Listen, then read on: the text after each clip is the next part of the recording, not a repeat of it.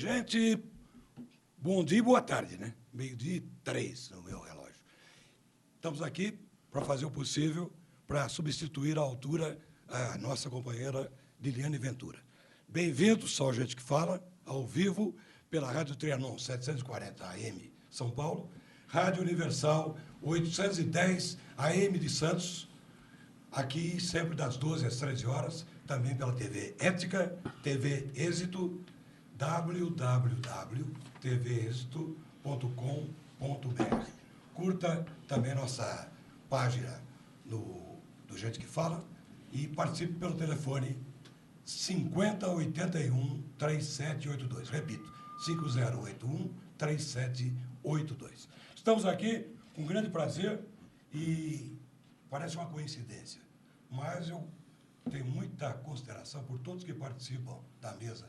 Eu que atuo também na pauta do programa, ajudo na pauta. Mas hoje coincidiu que são 4 pessoas muito amigas e que eu tenho muita consideração, de alto nível e que hoje eu acho que nos brindarão com um grande programa. O jornalista e escritor aqui à minha direita, Fernando Jorge.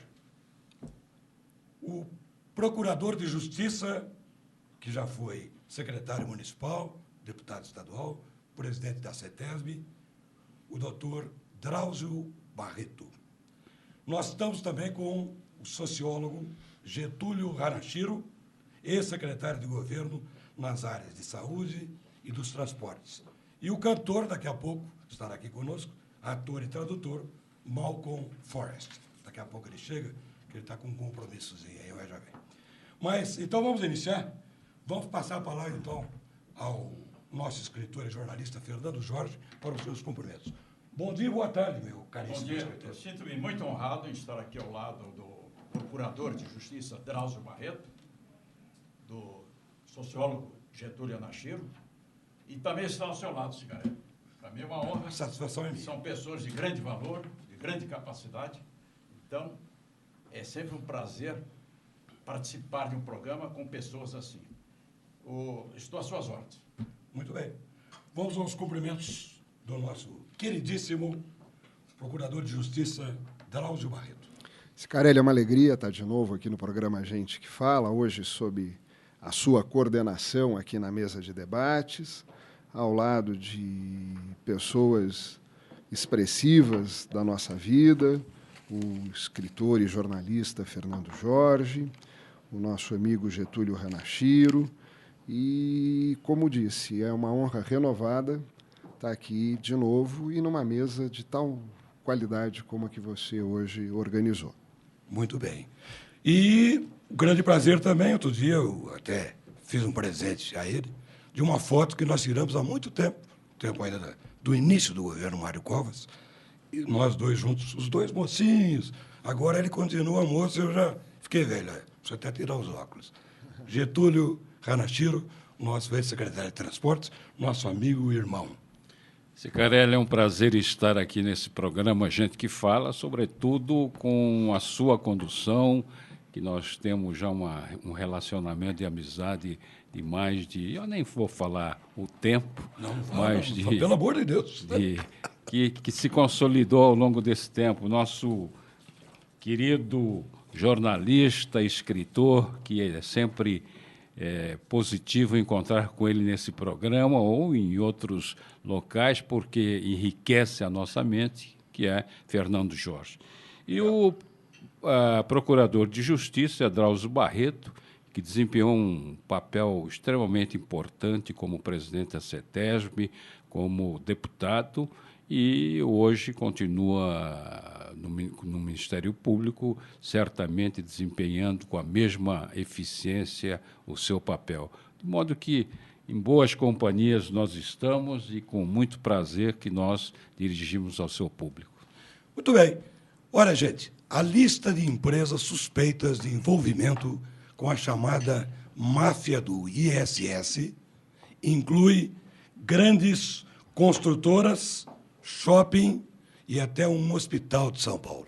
No total, são 410 suspeitos de terem pago propina, segundo o documento em poder da Controladoria Geral do município e do Ministério Público Estadual. Dados da própria Prefeitura indicam que as informações devem ser verdadeiras. Então, vamos começar a discutir esse assunto. Vamos inverter aqui. Começar com o doutor Drauzio.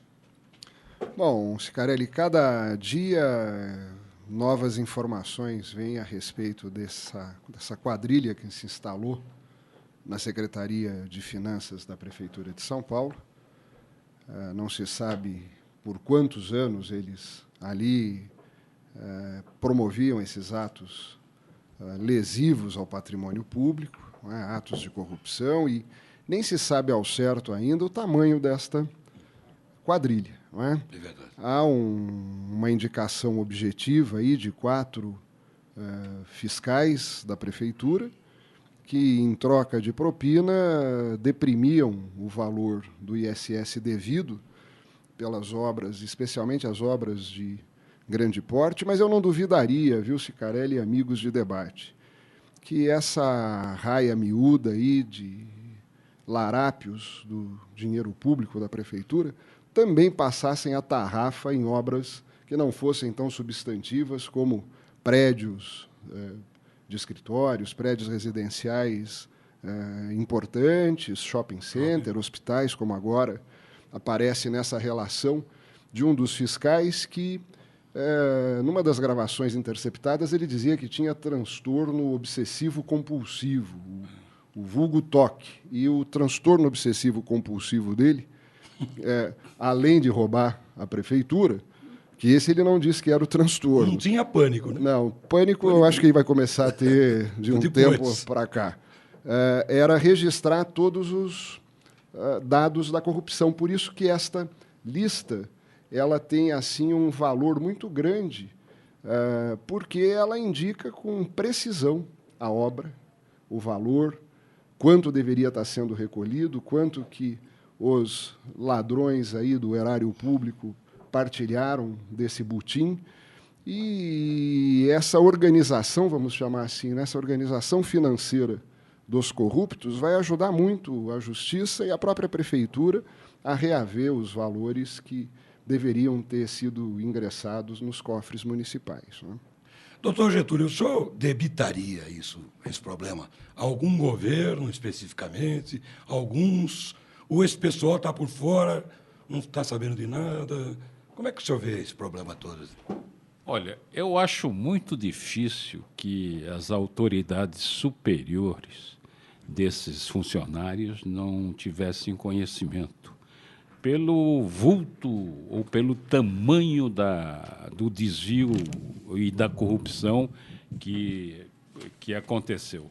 Sobretudo, o longo período praticamente abarca 3 ou 4 administrações municipais.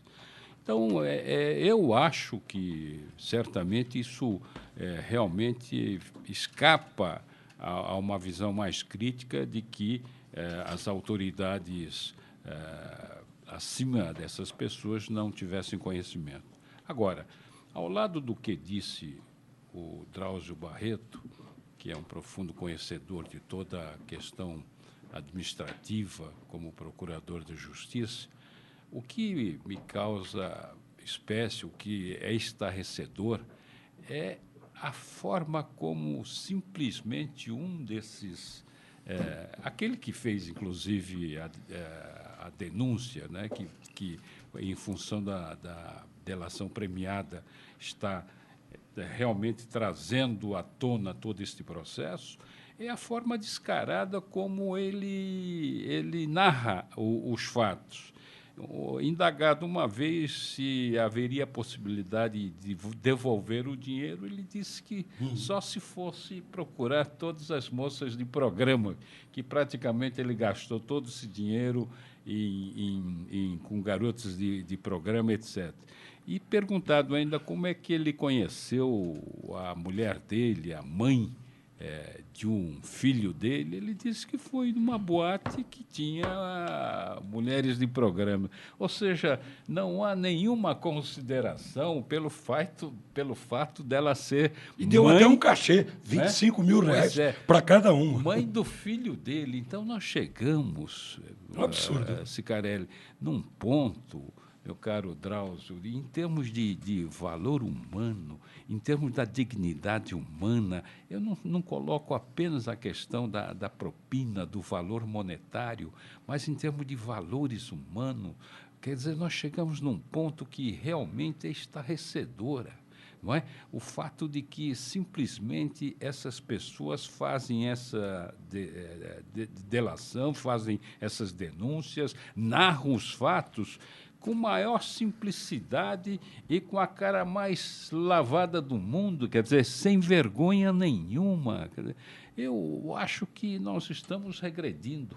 Em valores pecuniários, eu diria o seguinte: se o Estado brasileiro, aqui inclui a União, inclui os estados, os municípios, soubessem controlar pelo menos metade dos recursos públicos que são desviados, se nós não gastássemos todo o recurso que nós colocamos na publicidade, nós teríamos hoje tranquilamente superávit primário mais do que superavitário, quer dizer, mais do que suficiente para qualquer outra coisa. De modo que eu fico até a indagar, eu gostaria de saber, será que nós estamos regredindo, não é?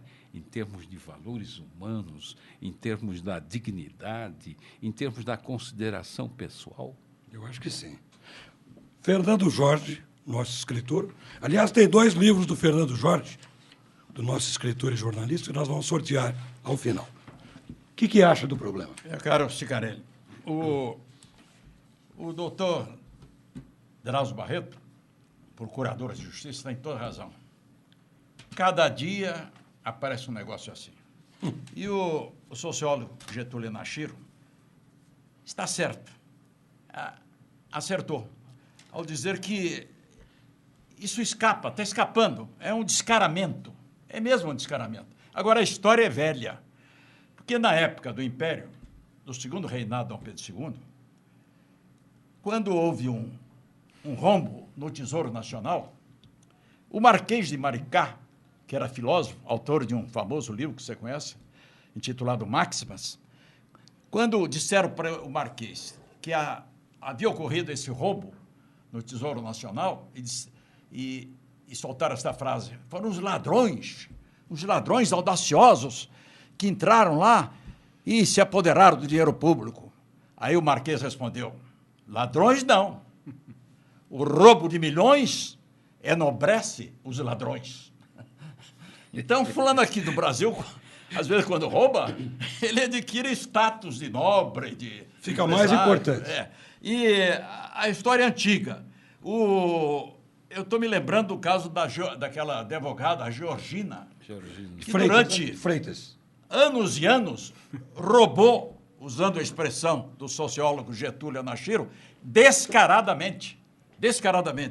E eu, como eu sou um ledor assíduo de jornais, revistas, livros, em determinado momento fiquei tão revoltado que escrevi um artigo que foi publicado na rede de 40 jornais aqui de São Paulo. O outro nome do Brasil é Corruptolândia. E há pouco tempo liguei a televisão. Pensei que fosse Ordem e Progresso. Não, às vezes você olha para o lema da nossa bandeira, Ordem e Progresso, você tem a impressão que na ordem, por aí sim, desordem e retrocesso.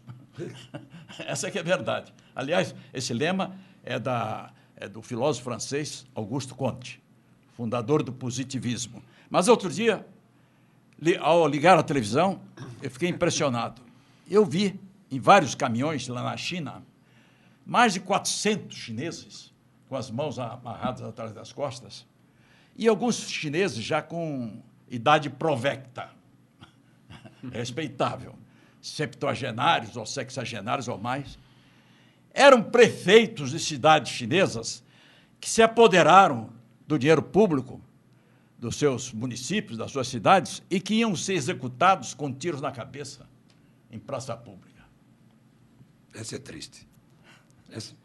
Eu queria apresentar... Mas lá a família paga a bala. É uma bala só e a família é cobrada pela bala. Eu queria apresentar, que está aqui conosco, o especialista em meio ambiente, Malcolm Forrest. Tem que pronunciar como você faz ao telefone.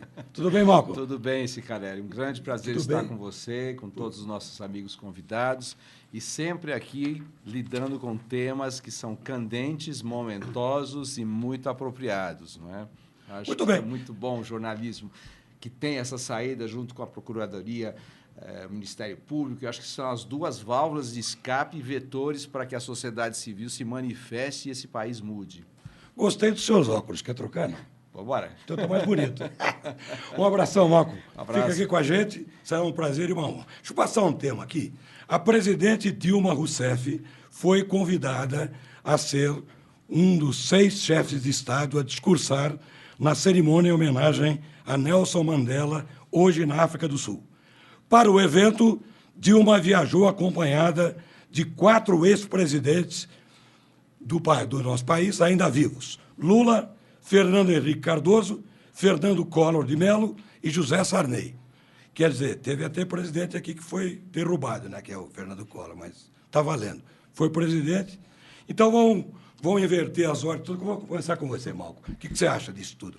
Deveria levar todo mundo? É uma coisa protocolar, Cicarelli, é o que se faz normalmente, mas a gente pensa no custo Brasil, nesse dinheiro todo que vai para lá, né, que poderia estar sendo canalizado para as obras sociais, melhorar a educação, se melhorar a transparência, se colocar os corruptos na cadeia. Acho que a gente volta à questão anterior, não é?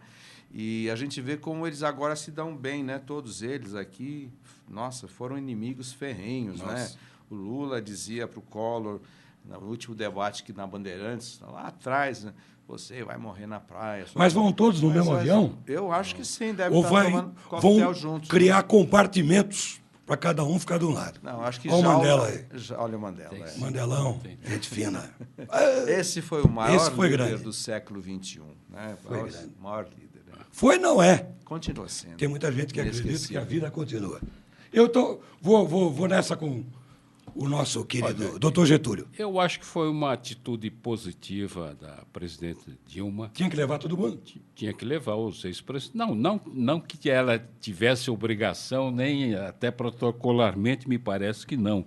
Mas, na verdade, é uma homenagem excepcional que se deve a Mandela. Afinal de contas, o próprio Mandela teve relacionamento, eu só não sei com Sarney, mas com os demais ex-presidentes, ele teve contato, teve um relacionamento até, em certa medida, com bastante frequência, como era o caso do Lula e do próprio Fernando Henrique. Eu acho que este gesto da Dilma em convidar os ex-presidentes reflete um pouco até mesmo a própria atitude do Mandela como líder, como estadista na sua vivência. Quer dizer, um homem que fica preso durante 27 anos e 11 meses. E 11 quase meses. 27 anos, né? E praticamente convida para o seu ministério, quando é eleito presidente da República, aqueles que foram, em certa medida,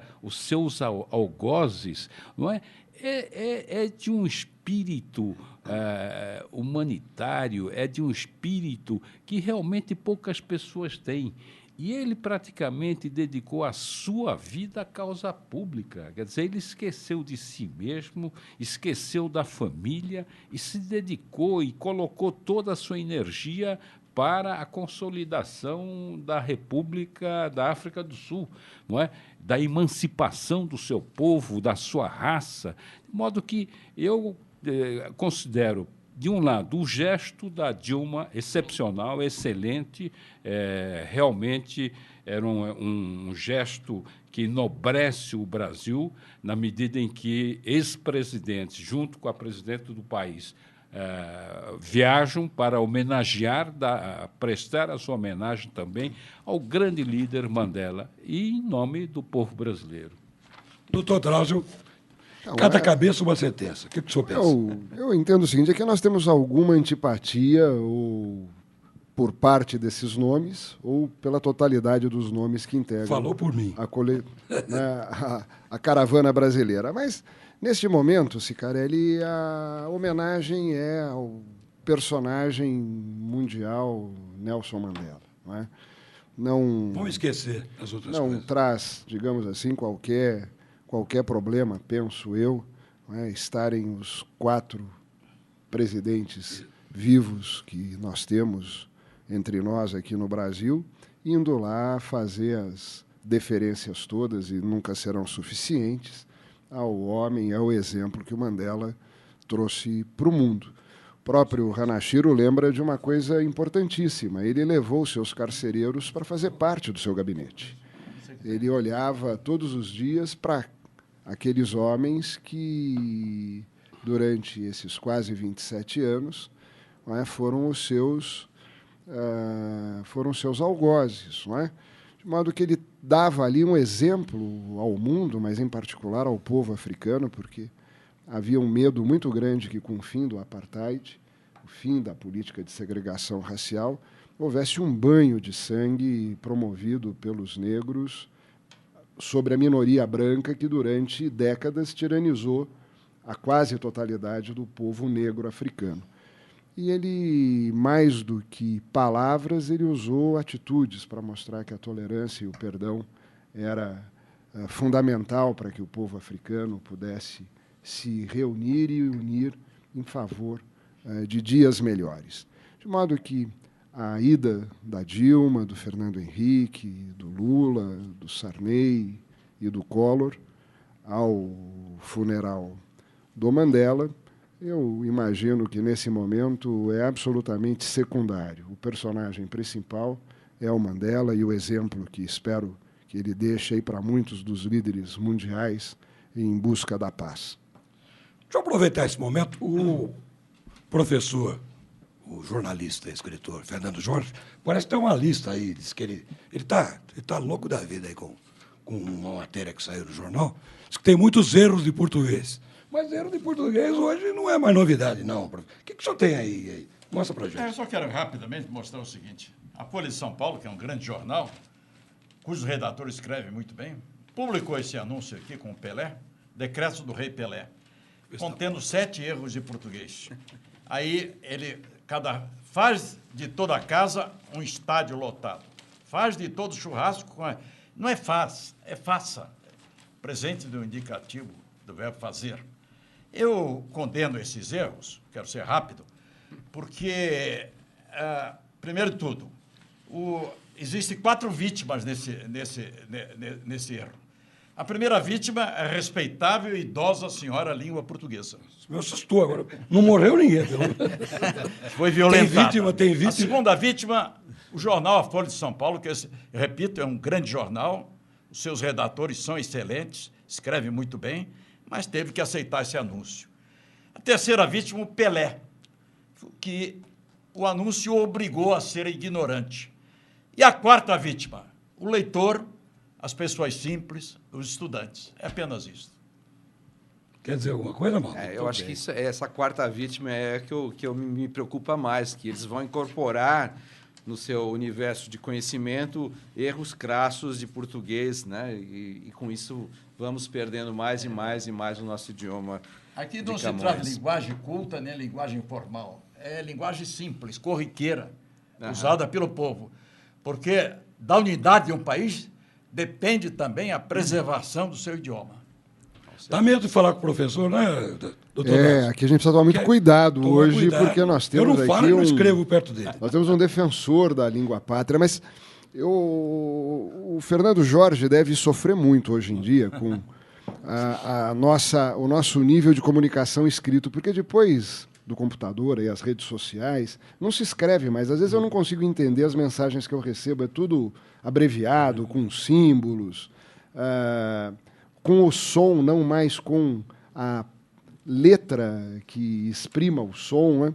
Então, hoje em dia, quem defende a idosa língua pátria deve ficar arrepiado várias vezes por dia, não só com essa propaganda aí. Olha, acontece amanhã na Câmara Municipal de São Paulo a entrega do 10º prêmio, que é exatamente o prêmio Paul Donovan Kigar, de honra ao mérito por realizações de vida.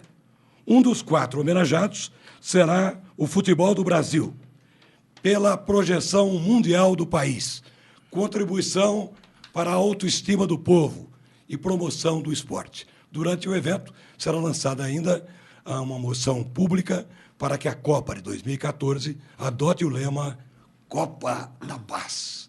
Paz. Paz, doutor Getúlio. Será que nós vamos chegar a 2014? Vai ter cerveja em campo? Vai ter paz? Com essa paz preconizada por este prêmio, porque, olha, esta semana nós tivemos momentos de violência no campo que é estarrecedora, não é?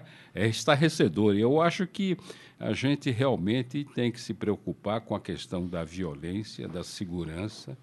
E eu fico com o pé atrás até para dizer certamente aos estrangeiros, você recomendaria fazer turismo no Brasil hoje? Se me perguntassem isso, eu ia pensar 10 vezes, porque semana passada um canadense e se não me engano, um italiano, um deles foi assassinado porque foi um canadense, não é? Porque na estrada, na rodovia, e todos os dias a gente tem notícias, tem informações de assaltos, de crime, de roubo, de modo que eu fico pensando, nós vamos atrair turista. Depois a questão do aeroporto, dos voos, quer dizer, voos cancelados, sem justificativa, sem explicação nenhuma. Ainda se explicasse ao povo que o voo está atrasado, está suspenso ou cancelado, ainda as pessoas ficariam, pelo menos, recebendo alguma informação, mas sem informação, sem nada. Não é? Então, você junta a questão da violência, a questão da infraestrutura de mobilidade urbana, de mobilidade de um modo geral no país, eu fico pensando que Copa que vai nos aguardar em 2014. Eu espero que dê tudo certo, não é? Espero que realmente o Brasil possa exibir a sua exuberância do ponto de vista turístico, do ponto de vista da sua capacidade de organização, da sua capacidade industrial, de crescimento, etc., porque realmente isso vai ser um cartão de visita muito importante. Mas eu fico com o pé atrás. Doutor Drauzio, o senhor que é procurador de justiça, onde está a justiça aí? Um pisando no pescoço do outro. Essa coisa da turba nos jogos de futebol é um negócio impressionante, não é? Há nítida impressão de que muitos desses integrantes dessas torcidas organizadas, eles vão para o estádio de futebol não para assistir a partida de futebol, eles vão para se pegarem, não é? Para brigarem, para se trucidarem. Hoje eu lia pela manhã a fala do pai de um dos moços massacrados lá nessa briga, dizendo que ele só ouvia a expressão mata, mata, mata, não é? Então, sei lá, é aquilo que a gente falou logo na abertura desse programa, né? Nós estamos progredindo ou estamos regredindo como sociedade, não é? Como um povo. Infelizmente, hoje, quem aqui levaria um filho, um neto para assistir uma partida de futebol se não estiver absolutamente receoso e preocupado se vai voltar direitinho para casa? Devia ser, não é, um momento de relaxamento, de ir lá, torcer, vibrar pelo seu time, mas essas torcidas aí, eles são verdadeiros bárbaros, não é? Além da responsabilidade do clube, né? Foi fazer o jogo numa outra cidade e não havia policiamento. Isso é um absurdo. Como é que pode ser? Eu sou um mandante, eu vou jogar na tua cidade. É uma irresponsabilidade total. Malco, o que você pensa? Exatamente. Eu sou suspeito porque eu sou um dos organizadores do Prêmio Paul Donovan Kigar, que é meu pai, e nós estamos na primeira década. Esse será o 10º Prêmio de Honra ao Mérito, que homenageia pessoas físicas ao longo da sua carreira, que contribuíram com a sua carreira, com a sua vida para a sociedade, instituições e também ações coletivas. Então, a nossa homenagem é a coisa boa do Brasil, que foi a promoção do futebol em âmbito mundial, a promoção do país no mundo. O país é conhecido pelo seu penta, pelo seu futebol, e também como isso ajudou na autoestima dos brasileiros. Quem é mais velho lembra da Copa de 50, ouviu falar da tristeza nacional que foi aquela derrota contra o Uruguai. Então, essa homenagem é feita juntamente com homenagens a outras pessoas de extrema importância, como Frei Francisco, que foi aquele que o Papa Francisco visitou no Rio de Janeiro. Ele está à frente da organização Fraternidade São Francisco de Assis, na Providência de Deus, e que administra 20 mil leitos no Brasil, incorpora hospitais semanalmente, inclusive um no Haiti. E nós teremos ainda outros homenageados. E eu quero fazer um convite a todos vocês que nos assistem, e nossos amigos aqui na mesa, para comparecerem amanhã, quarta-feira, às 17 horas, na Câmara Municipal de São Paulo, no Salão Nobre, para fazermos uma homenagem a essas pessoas e fazermos essa proposta de paz nos estádios, paz no Brasil e paz no mundo. O Malcolm falou em leitos. Eu digo o seguinte: com a proximidade da temporada de verão, as prefeituras do litoral tentam evitar uma nova epidemia de dengue. Neste ano, o número de casos na região saltou de 1.567 em 2012 para mais de 40 mil. Olha, 1.500 para 40 mil, que loucura, hein? Ainda que não se aproxime dos 189 mil registrados em 2010, a epidemia preocupa, pois já causou mortes no Guarujá, 3 em São Vicente, Caraguatatuba, e tem muita coisa acontecendo de mal. Então, eu pergunto ao professor, o professor Fernando Jorge, o nosso jornalista e escritor, o que o senhor pensa disso? O senhor entende um pouco de tudo, e também de saúde. Não, eu sou apenas um operário. O senhor gosta de fazer, passar receita para a gente? Toma isso, toma aquilo. Eu procuro sempre, um programa como esse, de grande audiência, e com participantes tão ilustres, tão valorosos, eu procuro sempre divulgar a cultura, que a cultura precisa ser divulgada. Eu acho o seguinte, que no Brasil, o problema fundamental é também a cultura. Um povo bem instruído, culto, ele evita de ser vítima de calamidades. Por exemplo, vou dar um exemplo. Na época do presidente Rodrigues Alves, paulista, foi um grande presidente, houve aquele surto de febre amarela no Rio de Janeiro. O Rio de Janeiro se tornou o espantalho do turista, do estrangeiro. E foram ao Instituto Pasteur, em Paris, membros do governo, e perguntaram como seria a solução para acabar com essa epidemia. Lá no Instituto, um cientista respondeu: vocês têm um homem que pode resolver isto, o Oswaldo Cruz. E o Oswaldo Cruz resolveu isto, porque ele tinha cultura, ele sabia que a febre amarela era causada por um mosquito, se não me engano, chamado Stegomyia fasciata. Nossa, esse é latim puríssimo. Conseguiu. Então, um povo bem instruído, um povo com conhecimentos, ele evita certas coisas. Ele não deixa, por exemplo, num lugar, água ali parada, que atrai os mosquitos. Vaso, nada. Outras coisas. Então, a cultura é fundamental. Se há uma epidemia assim, o povo também é culpado e não é. Porque o povo também não é culpado de ter muitos bons conhecimentos. Elementos do povo precisam sobreviver, lutar pela vida. E os meios de comunicação no Brasil, a mídia, o rádio, a imprensa e a televisão, quase sempre, em vez de procurarem levar o nível cultural do povo, das massas, fazem toda espécie de concessões aos baixos instintos das massas. É por isso que você liga muitas vezes a televisão e só vê filmes com cenas de violência. Rajada de metralhadora,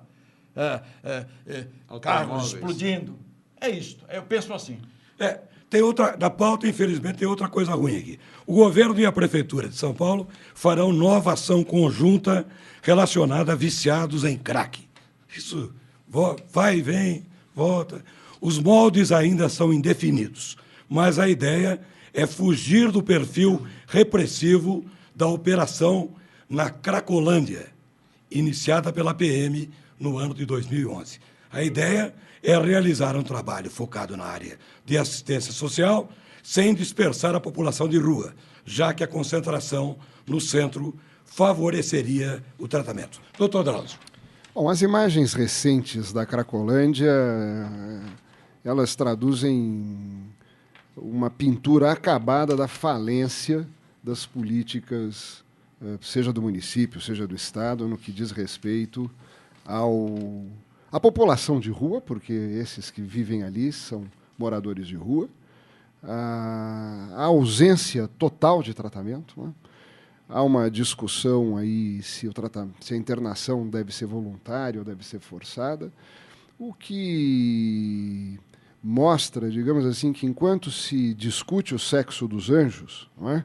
A miséria está instalada, as pessoas que trabalham ou moram naquela região são obrigadas a assistir e conviver com cenas medonhas, além de atos violentos que são relatados frequentemente por esses dependentes químicos aí do crack, que roubam para poder comprarem a droga.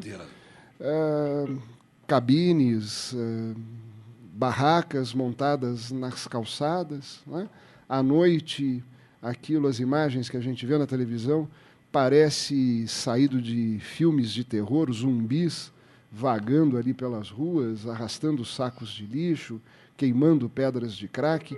Francamente, não é possível que a cidade mais rica do Brasil e o estado mais rico desse país não tenham capacidade de lidar com um assunto desses. Eu, francamente, não sou especialista nisso, mas eu me recuso a aceitar que não haja uma forma de lidar com isso, tamanha quantidade de recursos e pessoas capacitadas para poderem conduzir isso a uma solução. Porque o que a gente vê é que a cada período piora, ao invés de ter qualquer ponto de melhora nisso. Não é? Eu estou com... Os senhores já sentiram um bip na linha. É a doutora Cíntia Borges Reolon, que é gerente de marketing da FEPESP. E parece que a FEPESP está apresentando um plano aí de vantagens para compras de Natal. E eu, primeiro, boa tarde, doutora Cíntia. Boa tarde. Tudo bom? Diz que a FEPESP conta com parcerias nas mais diferentes áreas de atendimento. Quais são as que ganham destaque no boletim de hoje, hein, doutora Cíntia? Quando a gente chega agora em dezembro, a gente já faz a nossa listinha de presentes e cálculos para a gente poder gastar no Natal, né? Então, os associados da FEPESP podem fazer essas continhas e fazer as suas compras com vantagens através das parcerias que a FEPESP tem com o Walmart e o Compra Certa. Ótimo. E trata-se de grandes empresas e que oferecem descontos mais do que especiais em diversos produtos para os nossos associados. Excelente. E como é que funcionam as compras, essas compras, através do Walmart, hein, doutora Cíntia? O Walmart, eles oferecem descontos de 5% e 15% dependendo do produto e a categoria que pertence. Para efetuar essas compras com esses descontos, o associado tem que acessar o site www.walmart.com.br/AFEPESP, ou se preferir pode ligar no televendas deles, que é o 3003-6000, e informar o nosso código de parceria, que é AFEPESP. Ótimo. A FEPESP está sempre agitando com coisas boas. Eu pergunto, então, e com o canal de vendas Compra Certa, parece ser, né? É Compra Certa, né? O Compra Certa é bem diferente. Ele tem descontos de até 30% nas marcas que saem direto da fábrica. Então, ele só comercializa produtos da marca Brastemp, Consul e Sony. E para efetuar essas compras através do site, o associado tem que acessar o www.compracerta.com.br. Clica lá em primeiro acesso, se cadastra, utiliza o código da nossa parceria, que é o AFEPESP, ou também pode utilizar o Televendas, que é o 4004-0019, e o mesmo código, AFEPESP. E onde o associado encontra informações sobre, por exemplo, convênios, e como fazer para aproveitá-los? Já nesse Natal dá tempo ainda? Dá. Todas essas informações estão disponíveis através do nosso 0800 aqui da FEPESP, que é o 0800 771 7144, ou o site da própria FEPESP, que tem link direto com o site do Compra Certa e do Walmart, através do www.afepesp.org.br/convênios. Vale destacar que todos os convênios da associação são intermediados pelos setores e coordenadorias, sempre com os melhores serviços e descontos para os nossos associados. Desejamos a todos ótimas compras. Ok, Cíntia Borges Reolon, gerente de marketing da AFEPESP. Um grande abraço, um abraço ao nosso Duarte Moreira, que é Sim, até mais, meu amigo e irmão também. Tá bom, Tá? pode deixar. Fica com Deus. Olha, aqui um outro tema. A metanfetamina, o professor conhece bem esses nomes, droga muito consumida na noite de São Paulo, do Brasil e do mundo, está bem mais potente do que há 3 anos e com efeitos muito mais intensos. Segundo a Polícia Científica de São Paulo, a nova variedade da droga remete ao seriado de TV Breaking Bad, quer dizer, parando para uma parada má, não sei, o professor é melhor em inglês, onde o sucesso da metanfetamina produzida pelo protagonista está justamente no fato dele conseguir sintetizar uma versão muito pura da droga. Só que conhece tudo aí de farmácia. Não conheço tudo. Você fica falando que toma isso, toma alho, toma não sei o quê. Não sou especializado em droga, mas eu quero salientar Eu o sei, seguinte. isso eu sei. Não estou acusando ninguém. Mas eu tenho lido muitos livros que são verdadeiras drogas. Lido não, percorrido. Não sou incapaz. Logo descubro se é droga ou não. Mas quando começou a se disseminar o crack, muitos afirmaram, eu li vários textos assim, que era a última novidade e a derradeira no campo das drogas. E a mais destruidora, que causava... o crack causa ataque cardíaco, perda da memória, impotência sexual. Mas, pelo que eu vi agora, surgiu uma droga mais poderosa do que o crack. E o crack faz jus ao nome, crack. É uma onomatopeia que imita o rompimento de qualquer coisa, de um tecido, de um objeto. Isso é exatamente um negócio que não dá nem para comentar. Drauzio queria dizer alguma coisa? Então, as drogas sintéticas, as drogas sintéticas são essas produzidas em laboratório por químicos, não é? As pessoas que têm conhecimento aí nas propriedades farmacológicas de substâncias que isoladamente não fazem mal nenhum, até são boas para a saúde. Associadas a outras, elas passam a ser, não é, nocivas, causam dependência.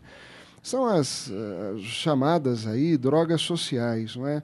Muito usada essa droga que você metanfetamina. Essa metanfetamina, muito usado aí pelos jovens nas baladas, tão consumida quanto o êxtase.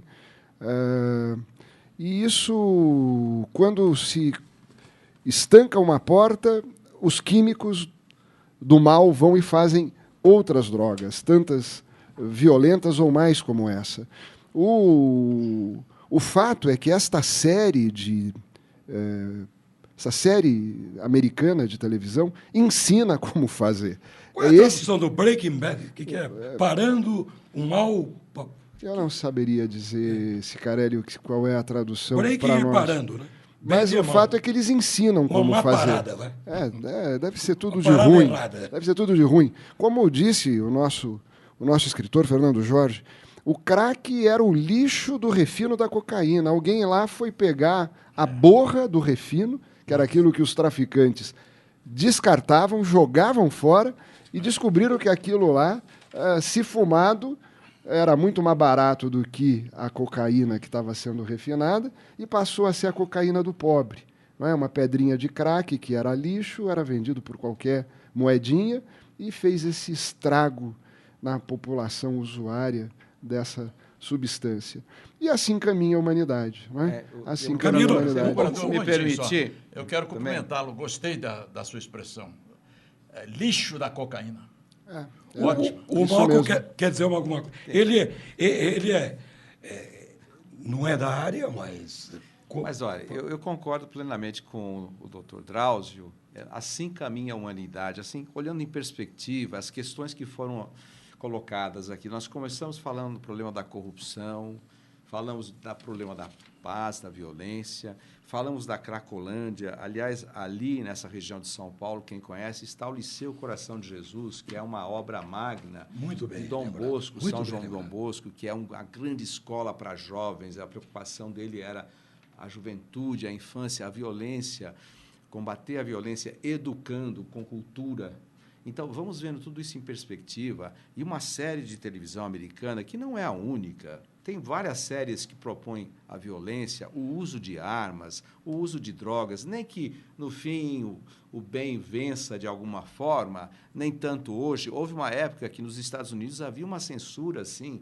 Os temas propagados pela grande mídia do cinema no mundo inteiro tinham que ter uma noção, uma coordenação moral, e o bem tem que triunfar sobre o mal, porque essa é a realidade das coisas. Então, eu acho que está tudo muito interligado. O crime organizado, a corrupção, eu acho que isso aí que está aparecendo é a pontinha do iceberg. A boa notícia é que nós temos a oportunidade de fazer a coisa mudar. Eu acho que, mais do que nunca, o problema chegou a tal ponto em que nós, da sociedade civil, cada um por si e todos por todos, podemos realmente reverter essa situação de drogas, violência, corrupção, mau uso do dinheiro público que sai por essas barbaridades de corrupção afora e que poderiam ser canalizadas para a cultura, para a educação, para a saúde, para o esporte. Então, tudo está interligado. E acho que a gente tem que estar consciente e dizer não quando tem que dizer não. Muito bem. Eu falei que você não era da área, mas em poucas palavras você deu uma aula. Obrigado. Parabéns, Malco. Olha, obrigado. gente, o Superior Tribunal de Justiça julga hoje se Roberto Alves da Silva, o Champinha, pode ganhar a liberdade. Há 10 anos ele comandou o assassinato de Felipe Café e Liana Friedenbach, que foi torturada e violentada. Champinha tinha 16 anos, ficou internado na Fundação Casa até 2006, quando o IML afirmou que ele sofre de transtorno de personalidade e foi transferido para uma unidade experimental de saúde, onde está até hoje. Pode ganhar a liberdade. E eu começo, então, com o doutor Getúlio Harashiro, falando sobre o tema. Acho que o importante é o mesmo Instituto Médico Legal realizar o exame, certamente, a pedido do próprio Superior Tribunal de Justiça, deve ter emitido seu parecer, porque eu acho que esse tipo de transtorno é pouco tempo para você corrigi-lo, não é? Então, certamente, se ele ganhar liberdade, eu não sei quais seriam as consequências dessa liberdade. Também não sei se na Fundação Casa ele conseguiu se ressocializar-se ou se tornou pior ainda, não é? Porque a prisão, eu tive na CPI da Casa de Detenção, senti na época realmente que aquilo era uma verdadeira fábrica de bandidos. Então, todo esse processo de ressocialização, todo esse processo de transformar um criminoso em um ser humano socialmente aceitável, não é? Que possa conviver com a sociedade. Em pouco tempo, é um processo lento, gradual, que exige realmente a participação de uma equipe multidisciplinar que possa dar à pessoa as condições para essa reabilitação. O Superior Tribunal de Justiça vai ter que decidir realmente sobre matéria extremamente complexa, onde os olhos da sociedade vão estar realmente observando, porque tratou-se, na época, de um crime realmente hediondo. O doutor Drauzio acredita numa recuperação? Bem, em pouco tempo, assim? Não, eu acho que psicopata não tem solução. Não é? Esses caras produzem o mal. Então não, não existe o problema de tempo. A sociedade os retira temporariamente do convívio para eles produzirem menos mal, mas quando voltam, ao nosso convívio, produzem novos maus e aí voltam para a prisão. Mas eu diria o seguinte, se este facínora desse Champim aí, se ele tivesse mais de 18 anos à época que ele cometeu o crime, é muito pouco provável que o STJ não o liberasse, não o libertasse, porque os maiores de idade que têm essa psicopatia, essas coisas, acabam recebendo uma medida de segurança além da pena corporal. Então, a gente foi condenado a 20 anos de prisão. Chegou próximo da liberdade, se ele ainda não tem condição, porque sofre, não é, de algum distúrbio mental e coloca em risco a sociedade, ele continua recolhido ali, mas não é mais a prisão, uma ficçãozinha aí que cria, é medida de segurança, ele não está apto. No caso desse facínora, ele cometeu o bárbaro duplo homicídio quando ele tinha 16 anos. E nós continuamos aqui discutindo o sexo dos anjos, só para repetir o que eu já tinha falado antes. Se quem, com 16 anos, tem autodiscernimento para reconhecer o caráter criminoso da sua atitude, o STJ é bem provável que dirá que 10 anos depois, a internação até foi excessiva para quem tinha 16 anos e não poderia ficar além dos 21 anos recolhido nas instituições aí para esses menores, porque nós não podemos nem chamá-los de criminosos, né? Todos nós aqui sabemos, chamar menor infrator de criminoso é proibido. Tem que chamar de menor infrator, não é? Ele não cumpre pena, ele cumpre medida socioeducativa. Segurança, né? É um negócio assim, eu acho, não é? Eu quero estar enganado mesmo, mas eu acho que o STJ vai mandar soltar esse sujeito aí. Olha, então, perguntas aqui, a hora do ouvinte aqui. Fábio Bernardo pergunta para Fernando Jorge. Não estaria mais que na hora de uma boa biografia isenta e ilustrada sobre o paulista Plínio Salgado, eu, integralista, meu pai era do Plínio, que chegou a ser até ministro da Educação, foi candidato a presidente também, se não é verdade. Ele era integralista, mas existe essa biografia. Foi escrita pela filha dele. Tem mais de 400 páginas. É uma ótima biografia. E narra a vida do Plínio, desde a época da meninice até o seu falecimento. Então, essa biografia já existe. Só que eu lamento o seguinte, essa biografia não foi divulgada. É verdade que foi escrita pela filha, mas é uma biografia honesta, ricamente informativa. Eu sigo meu pai, gostava muito do Plínio. Uma pergunta do Jaime do Jardim Bonfilioli, por um Malcolm. Willie Nelson pode ser considerado atualmente como o grande cantor da música country dos Estados Unidos, a nível de ser sucessor de John Cash. Sim, o Willie Nelson é um artista excepcional e do country music, fez o que se chama crossover, ou seja, ele gravou pop também, participou daquele clipe liderado por Michael Jackson e agora me foge o nome, Lionel Richie, né, que foi aquele USA for Africa, We Are the World. Né? Então, é um nome respeitadíssimo no Brasil, muito conhecido, muito querido, não tem dúvida. Uma pergunta para o doutor Drauzio, e essa é na bucha, hein? Por que o senhor não foi reeleito deputado federal? Não, eu não quis mais concorrer. O meu temperamento não era um temperamento para o parlamento. Eu tive uma experiência importante como deputado estadual, mas não tinha temperamento para a política e não me recandidatei. Eu pergunto para o doutor Hanashiro, do Lúcio das Perdizes. Quantos quilômetros de metrô foram construídos efetivamente e colocados em operação nesses 20 anos do governo estadual, do PSDB? Olha, não sei se é um elogio ou uma crítica. Na verdade é o seguinte, o que nós temos hoje são 71 quilômetros de metrô entre todos os governos, praticamente 2 quilômetros por ano.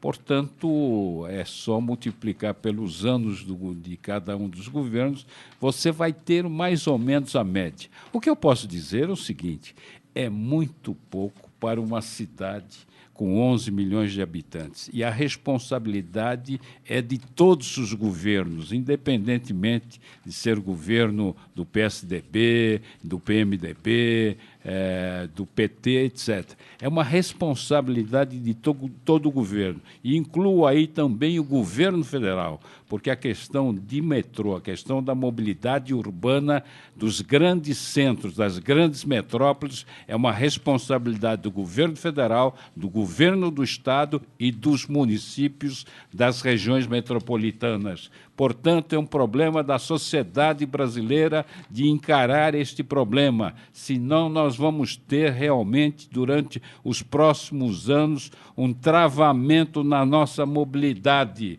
Como é que nós vamos convidar os estrangeiros a visitarem o país, a ter as nossas praias como paisagem turística, se nós não conseguimos dar o transporte, se nós não conseguimos dar mobilidade? O governo federal tem que botar 5 bilhões de reais por ano aqui no estado de São Paulo, na região metropolitana de São Paulo, no metrô de São Paulo. O governo de estado, outros 10 bilhões, para que nós possamos inaugurar uma linha por ano nos próximos 10 anos, se nós quisermos ter uma cidade relativamente decente. Olha, gente, os livros do professor Fernando Jorge, um deles vai para do sorteio, Drummond e o Elefante Geraldão, daqui ele vai até autografar, vai para Maria Aparecida do aeroporto. E, se não fosse o Brasil, jamais Barack Obama teria nascido. Vai para Aldair da Cachoeirinha, Vila Cachoeirinha. Então, uma pergunta final, já aproveitando na despedida, agradecimento pela presença, para o Malco. Gostaria que você dissesse mais alguma coisa sobre o prêmio. Então, o prêmio ele acontece há 10 anos. Quem já foi homenageado, hein? Doutora Zilda Arns, que inclusive agora está num processo iniciado, um processo de beatificação. Ela que salvou milhares de vidas de crianças através da pastoral da saúde. Né? Nós tivemos nomes assim, desde Leônidas da Silva, que foi um negro que se sobressaiu no futebol, depois fez uma carreira como cronista esportivo, enfim. Muitas pessoas e instituições foram homenageadas nesses 10 anos e amanhã nós teremos a retrospectiva. Amanhã, dia 11 de dezembro, às 17 horas, reiterando o convite para você comparecer conosco, porque nós vamos receber também a CBF e vamos falar sobre o futebol do Brasil. Não é? Estamos em cima da hora. Despedida do professor Fernando Jorge, com os nossos agradecimentos pela sua honrosa presença para nós. Muito obrigado. Para mim foi uma honra. Doutor Getúlio Harashiro, meu amigo e irmão. Muito obrigado pelo convite e parabéns a todos os participantes da mesa. Obrigado. E para esse grande brasileiro, eu agradeço. Meu amigo, doutor Drauzio. Obrigado, Cicarelli. Uma honra ter participado hoje do programa sob a sua coordenação e com temas importantes e com as opiniões de pessoas muito inteligentes e muito objetivas. Foi uma alegria para mim. Muito obrigado. Gente que fala tem a direção geral do jornalista Fausto Camunha. A diretora de produção é Zenilda Salvato. Redação, Rayala Brandão e Pedro Esquiavon. Som, Cléo Rodrigues.